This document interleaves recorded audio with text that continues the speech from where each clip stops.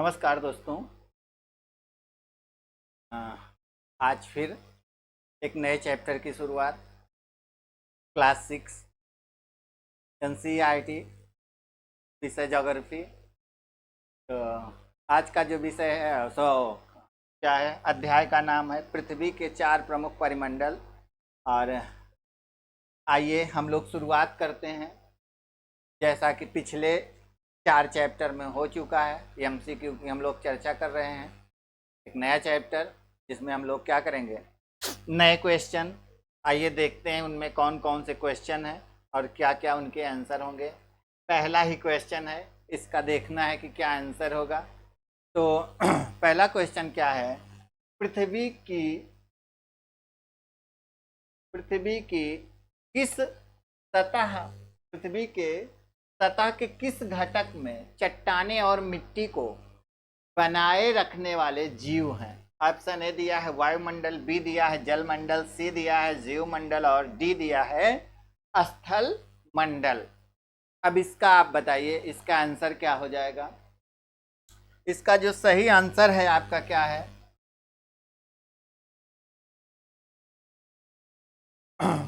सही आंसर आपका क्या है? स्थल मंडल। स्थल मंडल में ही आपके जल भी आ जाएंगे, स्थल मंडल में जीव भी आ जाएंगे, तीनों ऊपर के ऑप्शन आ जाएंगे उसी में। क्योंकि वायुमंडल भी स्थल से थोड़ा सा ऊपरी भाग को ही हम लोग मान लेते हैं ना। तो ये आपका क्या हो जाएगा, स्थल मंडल इसका सही आंसर हो जाएगा। अगला क्वेश्चन है, इधर चले आए हो, अगला चले। अगला है कि पृथ्वी पर सबसे ऊंची पर्वत चोटी कौन सी है। K2, option A B Kilimanjaro, C mount Everest, जी फ्यूजी पर्वत, फुजी। इसका सही आंसर आपका क्या हो जाएगा? तो इसका क्या हो जाएगा, माउंट एवरेस्ट। इसकी ऊंचाई कितना है? अगर यहाँ NCERT के हिसाब से चलेंगे तो कितना हो जाएगा, 8848 मीटर। NCERT में अभी यही है।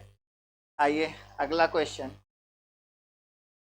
कहाँ है? तो नेपाल में है। चलिए अब मेरियाना ट्रंच। तीसरा क्वेश्चन है कि मारियाना ट्रंच कहाँ स्थित है। ऑप्शन ए अटलांटिक महासागर, बी हिंद महासागर, सी प्रशांत महासागर, डी आर्कटिक महासागर ना। ये हो गया। अब इसमें आपका कौन सा मेरियाना ट्रंच विश्व की सबसे गहरी है, सबसे बड़ी ये, और उसके बाद इसका जो कहाँ है, तो आपका प्रशांत महासागर में अवस्थित। ये कहाँ है? प्रशांत महासागर। आइए अगला चलें।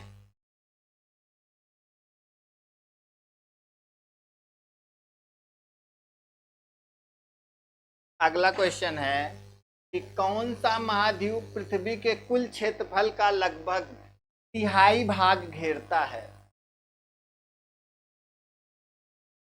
Europe, B Africa, A Europe, B Africa, C Asia, D Antarctica. इसका सही आंसर क्या हो जाएगा? एशिया हो जाएगा। एशिया ही सबसे बड़ा महाद्वीप है। आइए अगला क्वेश्चन।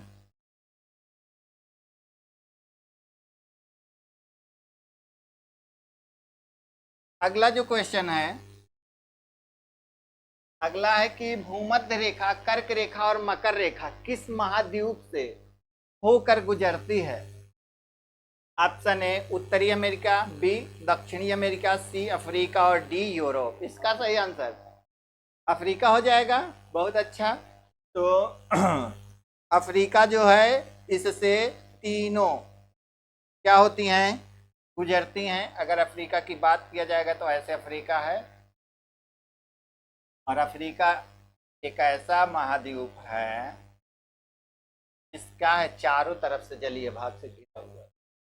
तो यही सुएज नहर भी क्या किया है, घेर ही ली है चारों तरफ से जलीय भाग से। अब यहाँ कर्क रेखा जाती है, यहाँ आपकी भूमध्य रेखा और यहाँ मकर रेखा। ये आपकी भूमध्य रेखा ये आपकी कर्क रेखा और इधर मकर रेखा, तो इसलिए अफ्रीका में क्या है, तीनों। आइए अगला, यूरोप और एशिया किस संयुक्त भूभाग का निर्माण करते हैं? Euro Asia, Afro Asia, Eurasia, pan Eurasia. इसका सही आंसर आपका क्या हो जाएगा? ऑप्शन सी, ऑप्शन सी, क्या? यूरेशिया।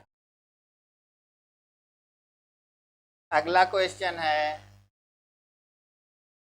कौन सा महाद्वीप विश्व के सबसे बड़े गर्म रेगिस्तान सहारा रेगिस्तान का घर है?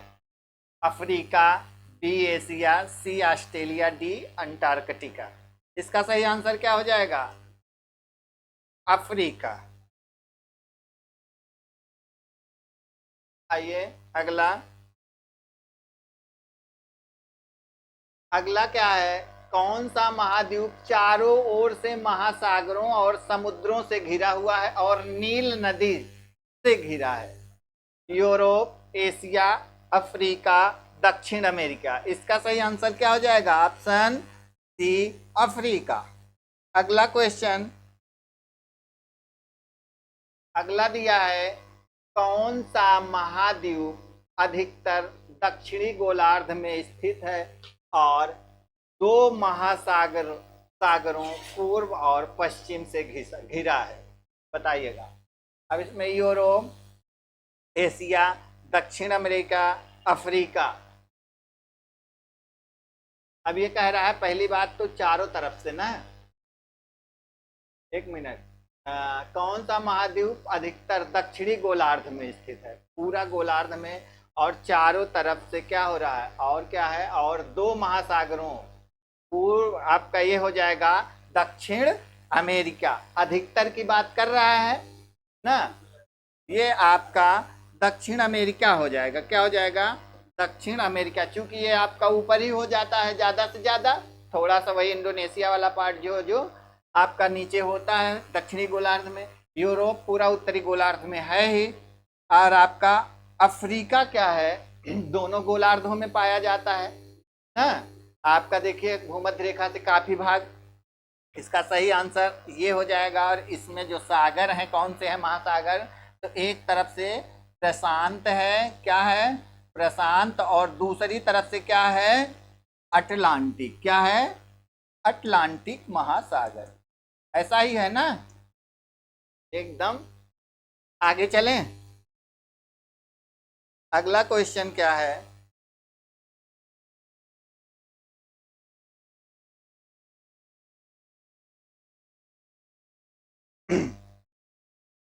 अगला आपका है कि किस महाद्वीप को द्वीप महाद्वीप कहा जाता है और यह पूर्णतः दक्षिणी गोलार्ध में स्थित है?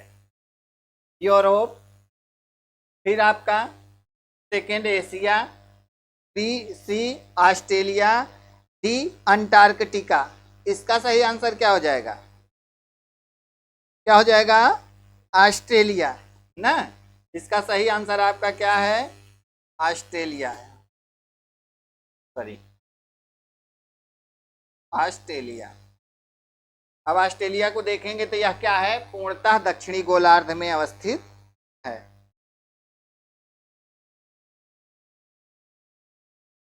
आइए अगला, अगला है कि पृथ्वी की सतह का कितना प्रतिशत भाग जल से ढका हुआ है?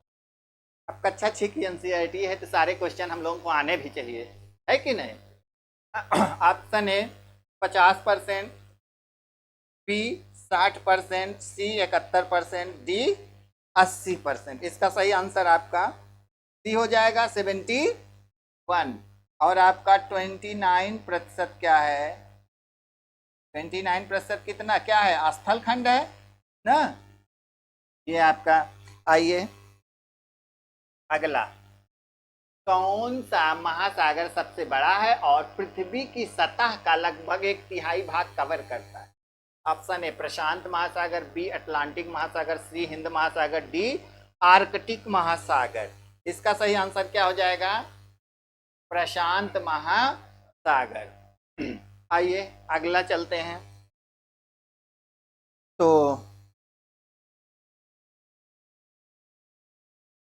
ये आपका कौन सा महासागर अपने पश्चिमी किनारे पर उत्तर और दक्षिण अमेरिका से घिरा हुआ है? हाँ, उत्तर और दक्षिण अमेरिका से घिरा हुआ है। प्रशांत महासागर, अटलांटिक महासागर, हिंद महासागर और आर्कटिक महासागर। इसका सही आंसर आपका क्या हो जाएगा? अटलांटिक महासागर। क्या हो जाएगा? अटलांटिक महासागर। आइए अगला। कैसे? हाउ? देखो ये आपका ब्लैक पेन ले लें, पूरा बना ही देना फिगर। ये आपका देखिए ऐसे और ऐसे करके दक्षिणी अमेरिका हो गया। इधर आपका ये आपका उत्तरी अमेरिका हो गया मान लीजिए। हाँ, अब इधर आपका ये अफ्रीका, इधर आपका ये यूरोप ना, मान लीजिए यूरोप हो गया। यही अटलांटिक है, अटलांटिक है। अटलांटिक का पूर्वी किनारा ये हो गया, पूर्वी। पश्चिमी किनारा क्या हो गया?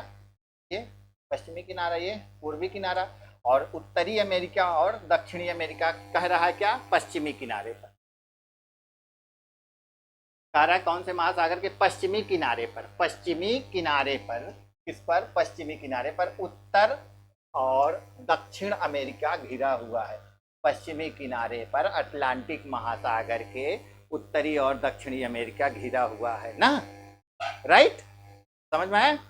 आगे चलें, आगे चलें। किस महासागर का नाम एक देश के नाम पर रखा गया है और यह एशिया, अफ्रीका और ऑस्ट्रेलिया से घिरा है?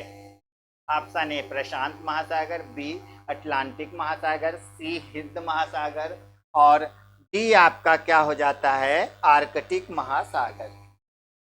इसका सही आंसर आपका क्या हो जाएगा? ऑप्शन सी हिंद महासागर। और हिंद क्या है? भारत का हिंदुस्तान, हिंद ना, इसी नाम पर पड़ा हुआ है। आगे चलते हैं। अब लिखा है कि पृथ्वी के वायुमंडल में प्राथमिक गैस कौन सी है? ऑक्सीजन, कार्बन डाइऑक्साइड, नाइट्रोजन और आर्गन। इसका सही आंसर आपका क्या हो जाएगा? सर्वाधिक कौन सी गैस पाई जाती है? नाइट्रोजन। तो वही हो भी जाएगी क्या? नाइट्रोजन। आइए, ये हो गया। ऑक्सीजन आपके पृथ्वी के किस्मत तो किस भाग पे? पृथ्वी का जो भाग है आपका सियाल सीमा नीचे ना, या फिर जो भूपर्पटी कहेंगे, क्रस्ट कहेंगे, क्रस्ट में सर्वाधिक 46% ऑक्सीजन की प्राप्ति होती और सर्वाधिक, हाँ, वायुमंडल में आपका नाइट्रोजन कितना? तो 78% नाइट्रोजन की प्राप्ति होती है ना। आगे चलें। वायुमंडल की कौन सी परत पृथ्वी के सतह के सबसे निकट है? वायुमंडल, बी मध्यमंडल, सी समताप मंडल, डी क्षोभ मंडल। इसका सही आंसर आपका क्या हो जाएगा? ठीक, क्षोभ मंडल। ज्यादा भाग गया क्या भाई? पकड़ लिया। कौन सी गैस पृथ्वी द्वारा उत्सर्जित ऊष्मा को अवशोषित करती है और ग्रह को गर्म रखने में मदद करती है? ऑक्सीजन, नाइट्रोजन, कार्बन डाइऑक्साइड और आर्गन। अब इसमें बताइए, इसका सही आंसर आपका क्या हो जाएगा? D carbon dioxide. अगला, पहुंच गए, हमको लग रहा है 2 क्वेश्चन और है। उच्च दबाव से निम्न दबाव वाले क्षेत्र में हवा की गति को कौन सा शब्द संदर्भित करता है? ऑप्शन ए हवा, बी चक्रवात, सी तूफान, डी बवंडर। इसका सही आंसर क्या हो जाएगा? इसमें हवा हो जाना चाहिए। हवा है ना। क्या हो जाएगा इसका आंसर? हवा। आइए अगला। पृथ्वी के किस क्षेत्र को भूमि जल और वायु के बीच संपर्क के संकीर्ण क्षेत्र के रूप में वर्णित किया जाता है? स्थल मंडल, वायुमंडल, जल मंडल और जीव मंडल। इसका सही आंसर जीव मंडल ना, यही होगा ही भाई। हाँ, तब ये आपके सब मिला के आपके जीव हो जाते हैं ना। इसका संक्रमणशील क्षेत्र हो जाता है, ऐसा बनता है। ऐसा करेंगे, ऐसा करेंगे और ऐसा करेंगे, है आपका पृथ्वी स्थल, जल, और आपका वायु, और जो बीच का क्षेत्र है यही आपका क्या हो गया? जीव। आगे चलें। संक्रमणशील क्षेत्र आपका, तो जीव मंडल में जीवों के, पौधों और जानवरों में विभाजन को कौन सा शब्द संदर्भित करता है? वर्गीकरण, या फिर टेक्सोनॉमी, बी पारिस्थितिकी, सी वनस्पति विज्ञान, डी जूलॉजी। क्या आंसर हो जाएगा? वर्गीकरण ना। इसका सही आंसर क्या हो गया? 20 का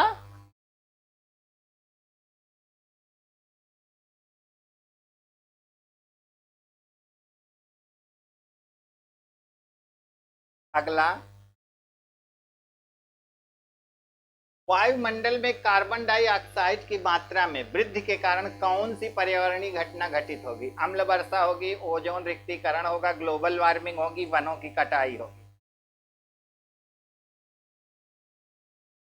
क्या हो जाएगा? ग्लोबल वार्मिंग का प्रभाव होगा। आइए अगला क्वेश्चन।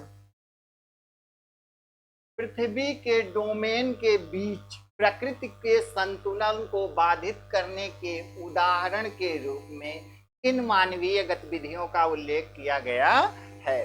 ऑप्शन ए आपका पेड़ लगाना, बी अवशिष्ट को पुनः चक्रित करना, सी अवशिष्ट पदार्थों को झील और नदियों में प्रवाहित करना, डी प्राकृतिक आवासों की रक्षा करना।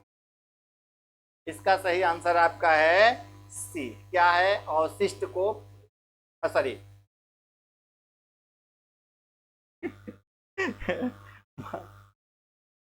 क्या है? सी। क्या है सही आंसर?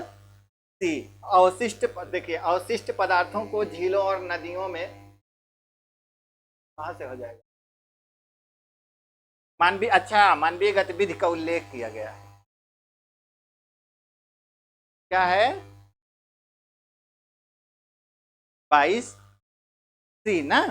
इसका सही आंसर सी है। आइए अगला क्वेश्चन ना देख के उल्टा करेंगे, यही होगा। आइए अगला क्वेश्चन है, कौन सी दो गैसें पृथ्वी की स्वच्छ और शुष्क हवा का लगभग 99% हिस्सा बनाती हैं? नाइट्रोजन और ऑक्सीजन। अब आप दिया क्या है ऑप्शन ए में? कार्बन डाइऑक्साइड और ऑक्सीजन, बी दिया है नाइट्रोजन और आर्गन, सी दिया है नाइट्रोजन और ऑक्सीजन, डी दिया क्या? ऑक्सीजन और आर्गन। इसका सही आंसर ऑप्शन डी है।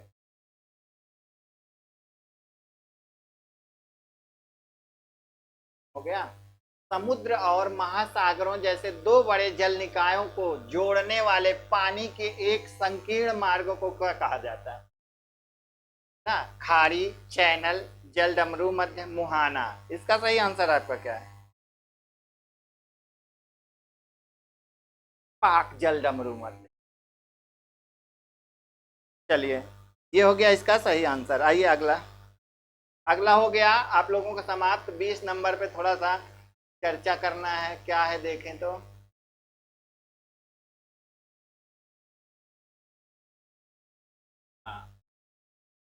हाँ 20 नंबर क्या है कि जीव मंडल में जीवों और पौधों और क्या जानवरों में विभाजित कौन सा शब्द संदर्भित करता है?